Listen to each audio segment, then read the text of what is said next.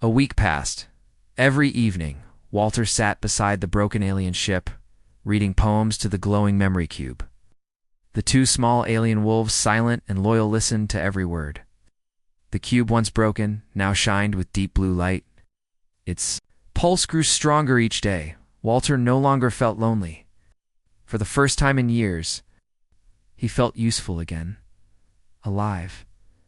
But something strange began to happen. On the seventh night, the full moon returned. It rose bright and heavy over silver pines, covering the forest in a silver glow.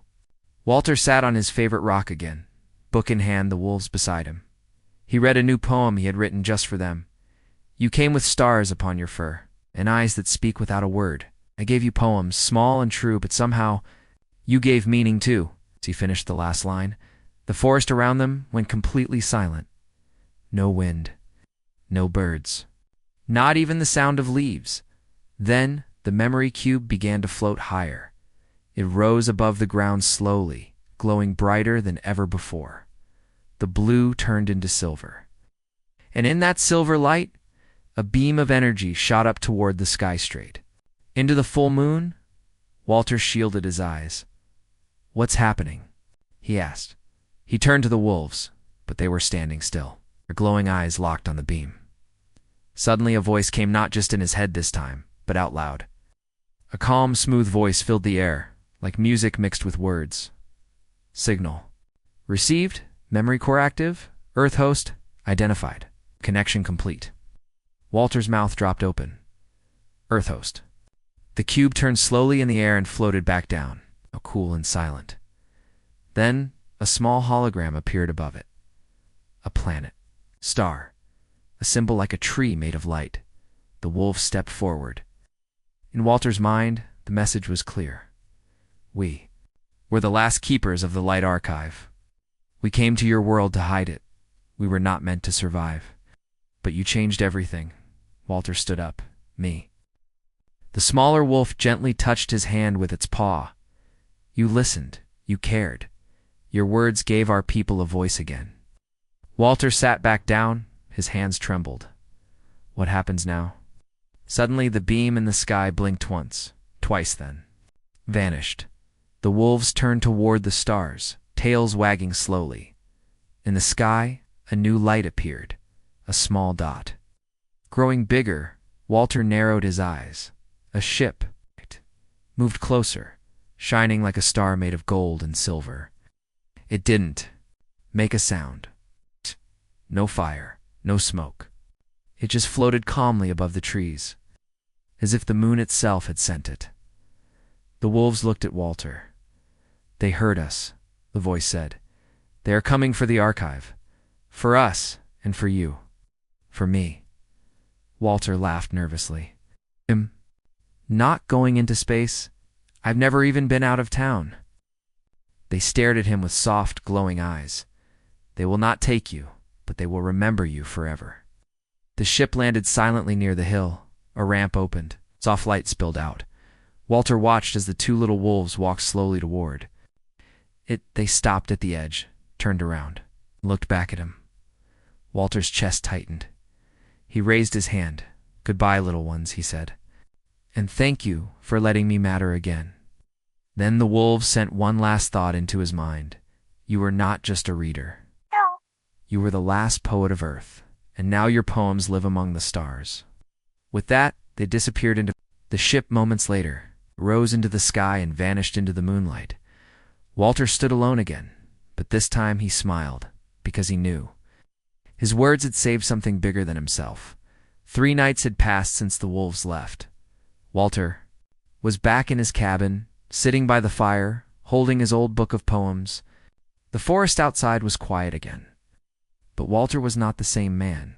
He had read poems to aliens. He had seen a starship, had saved a memory core from a forgotten world. Now he felt proud, but also a little empty. Then, one cold night, he heard a loud sound, not like the gentle ship that came before.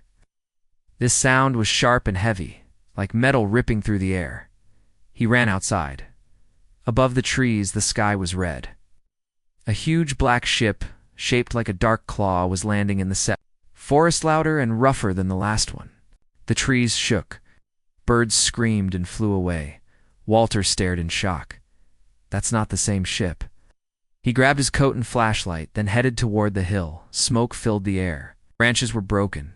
He followed the sound to the crash site. The peaceful light from the first ship was gone. Now everything felt wrong. It's dangerous. He hid behind a fallen log and peeked through. Black armored creatures were walking through the forest. Tall, with sharp edges on their armor and glowing red eyes. They were not like the wolves. They were machines, half metal, half monster. They scanned the ground with strange devices, making loud beeping sounds. Walter's heart raced. Then one of them spoke in a strange, rough voice. Trace detected. Light archive was here. Find the human. Walter gasped quietly. They're looking for me. He stepped back slowly, but a branch snapped under his boot. The nearest hunter turned its head sharply. Movement. Walter ran through bushes. Over rocks. Between trees. He ran like he hadn't in years. But he was old, and his legs were tired. A red beam hit the tree beside him. Bark exploded. Smoke filled the air. He kept running. Somehow, his feet led him to the big rock where he had first met the wolves. He collapsed beside it. Out of breath, the forest was too quiet. He looked up. 3 hunters surrounded him now. Their weapons glowed. Walter stood up slowly, shaking but brave. I don't have the cube. It's gone. One of the hunters stepped forward. Your words fed it. Your mind holds the key. You will come with us. Walter stared at them. I'm just an old man. Wrong. But deep down, he knew they were right. His poems had awakened something. His heart had connected to the memory. That connection was still inside him. He took a deep breath. If you want it, you'll have to take it, he said. The hunters raised their weapons. But just then, boom. A flash of silver light exploded from the sky. A new ship appeared sleek, bright and silent. It hovered over the trees and released a wave of blue energy. The hunters froze. Out of the ship jumped 2 small shadows, the alien wolves. They had returned. The smaller wolf dashed toward Walter. The bigger one jumped onto a hunter and released a blast of light from its mouth. The hunter dropped, sparking. Walter fell to the ground as the smaller wolf pushed him back. More beams of light rained from above. The ship above was protecting him. The battle lasted only minutes, but to Walter, it felt like forever. When it was over, the hunters were gone, burned, or vanished into the smoke. Walter sat up slowly, eyes wide. You came back. The bigger wolf walked to him, placing its small head on his knee. We felt danger. The archive warned us. Walter smiled weakly. I guess old poems are more powerful than I thought. The wolf nodded. But now, others will come. More hunters. You are not safe here anymore. Walter looked around at the smoking trees. His quiet forest was no longer safe. He touched the small wolf's fur. What do I do now? The answer was soft but clear. You must come with us. Walter was an old man who lived alone in a small wooden cabin at the edge of a quiet forest called Silver Pines. He had a long gray beard, a soft voice, and kind eyes. Every night, Walter followed the same routine. He would put on his green coat, take his old book of poems, and walk up a hill near his cabin. On top of that hill was a big flat rock. That was his special spot under the sky. Walter loved the night. He liked the wind, the stars, and most of all the full moon. On full moon nights, he always read poems out loud. It was something he had done for many years. He said the poems helped his heart feel young, even if his bones were old. One night the moon was brighter than ever. It painted the trees in silver light, and everything looked magical. Walter climbed the hill slowly, holding his book close. He sat on the flat rock and opened the book. The pages were yellow and smelled like old paper. He smiled and began reading. The moon is high, the wind is low, the stars above begin to glow. A lonely heart speaks to the night in words of peace, in silver light. But then, Walter heard something, a soft sound. He paused and listened carefully. Crunch, crunch, crunch. Something was walking on the dry leaves behind him, but it was not loud. The steps were light, too light to be a bear or a person. Walter turned around slowly. His eyes opened wide. There, standing a few feet away, were two small creatures. They looked like wolves, but not normal wolves. They were much shorter only, about 2 feet tall. Their fur glowed faintly in the moonlight, and their eyes were big and yellow. Their ears were sharp and pointed, and their tiny paws made no sound as they moved. Walter blinked. What in the world? The little wolves didn't growl or run. They just looked at him. One of them tilted its head, almost like it was confused or curious. Walter didn't move. Slowly, he sat back down and opened his book again. "You two want to hear a poem?" he asked softly. To his surprise, the wolves walked closer and sat down a few feet away. They didn't act wild. They seemed calm, almost like children listening to a bedtime story. So Walter read again. "Oh, moon above, so far, so wide, you see the truths we try to hide, in silent eyes and silent dreams. We hope, we cry, we break it seems." The wolves didn't make a sound, but one of them came even closer and laid its head on Walter's foot. The old man didn't move, just kept reading. He felt peaceful and also strange, like he was not just reading a poem. It's like he was doing something important, something that mattered. Then, just as he finished the last line, something strange happened. He heard a voice, but not through his ears. It came from inside his mind. It was soft, gentle, and not human. "Read again, please." Walter froze. He looked around. No one was there. The forest was quiet. The wolves were sitting still. The wind was soft. But he knew he had heard it, that voice. It was real. His hand shook slightly as he closed the book. "Who said that?" he whispered. The wolves looked at him. One of them blinked slowly. The other gave a small, sad whimper. Walter felt a chill run down his back. He didn't know what was happening, but deep inside he knew this night was not like the others. Something had changed, and this was only the beginning. Walter sat still on the flat rock, staring at the two glowing wolves. The forest was quiet, but his heart was not. It was beating faster now. He had clearly heard a voice in his mind, a soft, gentle voice that asked him to read again. He looked at the wolves. They were still calm. One had its eyes closed. The other was watching him closely, like it was waiting. Walter's fingers touched the book again, slowly opening it. "All right," he whispered. "I'll read one more." His voice was soft and low, but steady. He read another poem, one about kindness and lost souls finding home. As he spoke each line, he noticed something strange, something beautiful. The glowing on the wolf's fur began to pulse gently, like breathing light. With every word, their glow grew warmer and brighter. It was like the poem was reaching them, like they understood. Walter paused again. "You can really hear me, can't you?" The wolf that was watching him nodded. Not a big nod, just a small, slow movement of the head. Walter's eyes widened. He was no longer afraid. He was amazed. These creatures were not dangerous. They were intelligent. Maybe even more than that.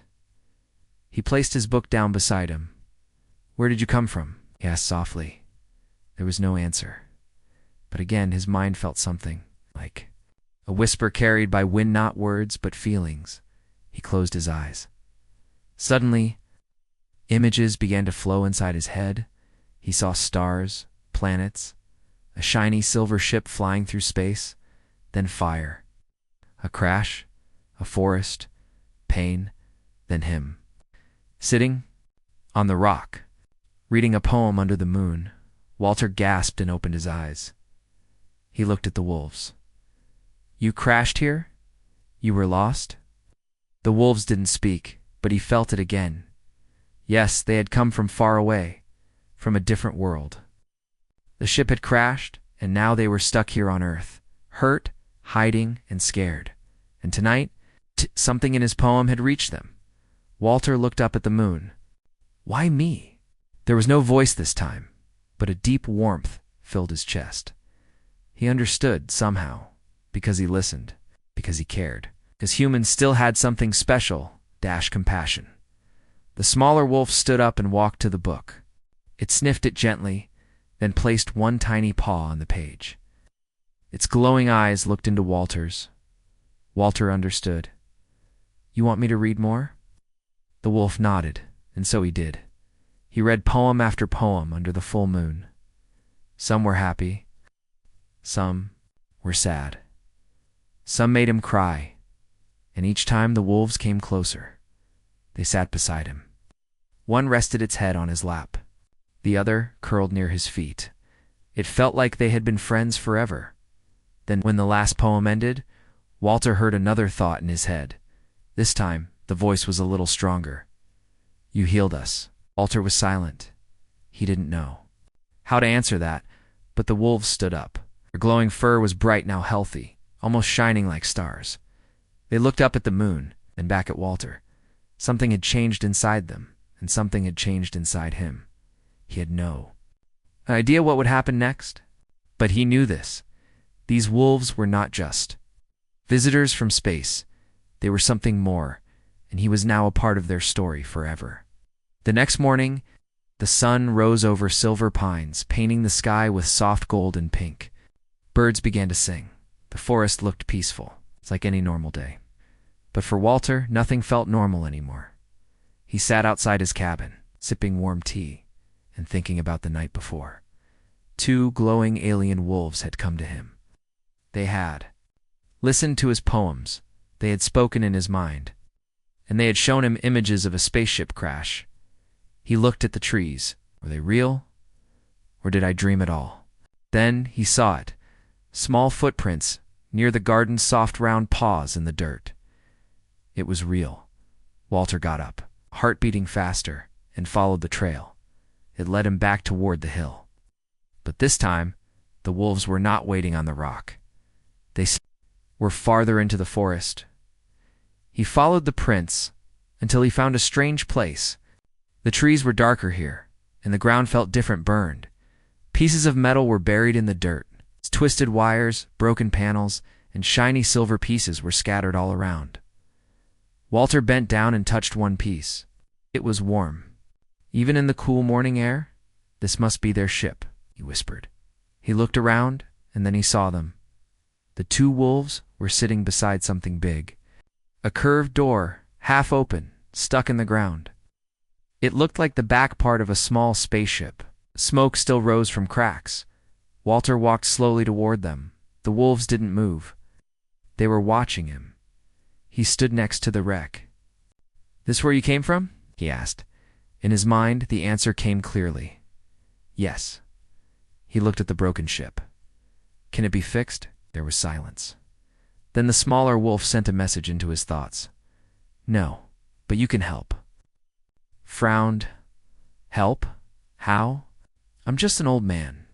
The wolf stepped aside, and he saw a small black cube glowing softly with blue light. It was floating just above the ground. The light was flickering like a dying flame. Walter stared. "What is that?" the bigger wolf answered in his head. "Memory core of our people. Damaged. Needs words. Needs emotions." He didn't understand at first. But then, like a puzzle clicking into place, he got it. They had no way to save their history. Their memory core was broken, but somehow, when he read poems, it came back to life. His words, his emotions. They healed it. Walter felt his legs grow weak. He sat on a nearby log and looked at the 2 little aliens in front of him. "You're not just wolves," he said. "You're caretakers of something ancient." The smaller wolf nodded. Walter stood up and took a deep breath. "All right," he said. "Then let's save your memory." He went back to his cabin and returned with his book of poems, along with a notebook and a pen. He sat next to the floating cube and opened the first page. The wolves laid down beside him. Ready, Walter began to read. His voice echoed gently in the forest. "We fall, we break, we cry alone, we hope, we rise, we find a home. Through words and dreams we leave a mark. A tiny light inside the dark. As he spoke, the cube pulsed brighter and brighter. The blue glow became steady. The forest seemed to listen, and deep inside that cube, something ancient woke up. Walter kept reading. It's not just poems from his book, but new ones. He wrote them by hand. He spoke of earth, of kindness, of sorrow, of laughter. Hours passed. The wolves listened. The cube shined, and the old man, who once lived alone in silence, was now writing for a galaxy he never knew. Walter sat on the rock, his breathing still heavy from the chase. The forest was quiet again, but it didn't feel like home anymore. Smoke still rose from the ground where the hunters had fallen. Broken branches lay everywhere. The air smelled. Like burnt metal, the smaller alien wolf sat beside him, its glowing yellow eyes watching him closely. The bigger one stood a few steps away, looking up at the silver ship floating above the trees. Walter looked at them both. "You want me to come with you?" said the smaller wolf. Nodded. Voice entered his mind again, soft but clear. "It's not safe for you here. More hunters will come. They always follow the light." Walter looked at the forest around him. The same forest where he had lived for over 30 years, where he had read poems under the moon, where he had grown old in peace. "This was my world," he said softly, "but now it feels like a memory." He touched the dirt with his fingers. It felt cold. He looked up at the hovering ship. It made no sound. It looked alive, like it was waiting for him. "What would I do up there?" Walter asked. The bigger wolf stepped closer and sent a new message into his mind. "We saved the archive, but it is still weak. It needs more words, more poems, more human emotion. You are the last voice it knows." Walter blinked. "You want me? To write poems for the stars?" "Yes. For our people. For lost worlds. For the galaxy that forgot how to feel." Walter gave a small laugh. "An old man? A poet in space? That sounds like something from a storybook." The smaller wolf wagged its tail gently. Walter stood up slowly. His knees ached. His back was sore, but his heart felt full. He looked toward the direction of his cabin. "Can I go home first? Just for a moment?" The wolves said nothing, but they followed him quietly. Back at the cabin, Walter stepped inside and looked around one last time. The wooden walls, the old books, the tea kettle, the dusty window, everything looked smaller now. He picked up a small picture frame, showed him and his late wife smiling under a tree. He held it to his chest. "I wish you could see this, Sarah," he whispered. "You always said my words had power." He placed the photo in his coat pocket and grabbed his notebook and pen. He looked at the glowing wolves at the door. "I'm ready." They walked back to the ship. The ramp lowered with a soft hum, and warm light spilled out. Felt peaceful. Safe. Walter turned around and took one last look at Earth. The stars above seemed to welcome him now. He stepped onto the ramp. Inside, the ship was clean and quiet. Silver walls, soft lights, the floor felt smooth like glass. But there was something more, a presence. He could feel the archive. It was alive. The wolves led him to a small room with a chair and a table. On the table was a screen showing stars, poems and memories written in different languages. The smaller wolf nodded. Walter sat down, opened his notebook, and took a deep breath. "I guess it's time to write."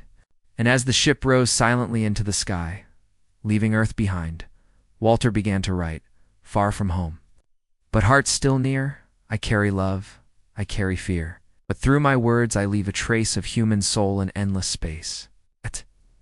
Walter spent many days in the ship, traveling through the stars. He did not feel old anymore. His hands still shook sometimes, and his legs still hurt, but his heart felt strong. Inside the ship there was no pain, no hunger, no time, just peace every day.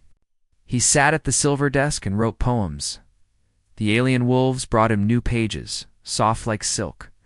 The screen in front of him showed light small stars, blinking each time he wrote a new line. The ship was alive. The archive was reading his words and growing stronger. Walter's poems were not just for aliens. They were for all life, he wrote. About sadness, hope, family, war, love, and dreams. He wrote about Earth, the sound of birds in the morning, the feeling of rain, smell of old books, and with every poem the archive healed more. Its light became brighter, began to send signals again into the stars, into lost places, calling others to remember what they had forgotten. One day, the smaller wolf entered Walter's room. It looked excited. "Is something wrong?" Walter asked. The voice entered his mind. "No, something is right. Come." Walter followed the wolves to the center of the ship. There, the memory cube floated again, stronger than ever. It was no longer blue. It was golden. A wide window opened before him. Outside, stars moved in patterns like waves. Then, one by one, ships began to appear. Small ones, big ones, ships of different shapes and colors. Dozens of them. Walter's eyes filled with tears. "They came," he whispered. "They heard the poems." The bigger wolf nodded. "They were lost. Your words brought them back. They remembered who they were, they once felt."